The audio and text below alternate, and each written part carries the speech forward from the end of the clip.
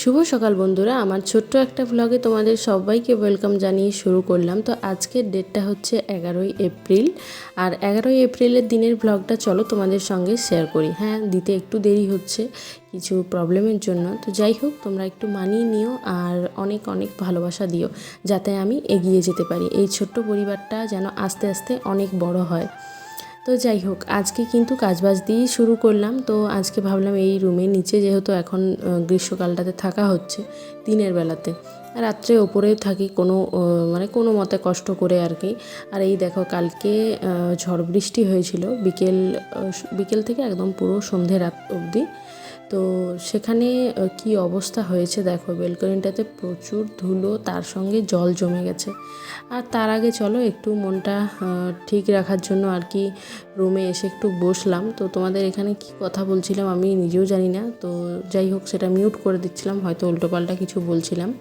তো তারপর আমি চুটকি মেরে কিন্তু আমার বিছানাটাকে গুছিয়ে নিয়েছি, আর এখন একটা পাহাড় ভাঙছি বন্ধুরা, বুঝলে তো। এই যে এখন দেখো এত বড় একটা পাহাড়, সেটাকে আমি এখন ভাঙতে চলেছি। তো আস্তে আস্তে ভাঙছি, সব পরিষ্কার করে নিচ্ছি।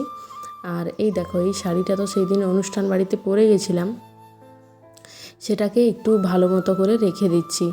ভিডিও দিতে খুব লেট হচ্ছে, আর কি জানো, একটা জিনিস ভেবেই রেখেছি, মানে খুব তাড়াতাড়ি আর কি ভিডিও দেব না, কারণ হচ্ছে এগুলো না ঠিক না, যেহেতু সোশ্যাল মিডিয়া বুঝতেই পারছো এখন খুব খারাপ জিনিস ঘটছে মানুষজনের সঙ্গে।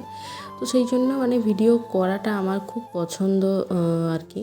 তো সেই জন্যই ভিডিও করি, আর এই শাড়িটা আমার শাশুড়িমা এনেছেন বেনারস থেকে। তো যাই হোক, ভিডিও করি, ভালো লাগে। তোমরা যদি ভালোবাসা দাও তো আস্তে আস্তে আরও অনেক রকমের ভিডিও আনার চেষ্টা করব। তো আগে দু একটা অ্যাক্টিং ভিডিও করেছিলাম, কিন্তু সেগুলোতে সেরকম কোনো ভালোবাসা পাইনি, তার জন্য আর কি ওগুলো ছেড়ে দিয়েছি। নর্মালি ভাবলাম চলো ডেলি ব্লগ দিয়ে শুরু করি। আর এদিকে আমি কি কি রান্না করেছি দেখলেই তোমরা।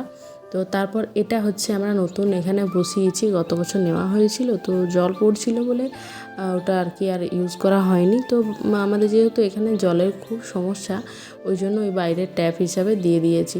তো তারপর আমার স্নান টান করে গপুকেও পুজো দিয়ে দিয়েছি, আর এখন বসেছি একটা তেঁতুল খেতে। তো আমার একটাতে কি মনটা ভরবে, একদমই না, একটাতে মন ভরবে না, ওই জন্য আমি নিয়েছি আরও একটা তেঁতুল। আর এগুলো আমাদের গাছের, মানে মিষ্টি, একদম টকটা নয়, তার জন্যই মানে খাওয়া যায় আর কি। তো একটু লবণ দিয়ে আর মুখে নিয়ে নিচ্ছি। তো আমার ব্লগটা কেমন লাগলো অবশ্যই জানিও, ভালো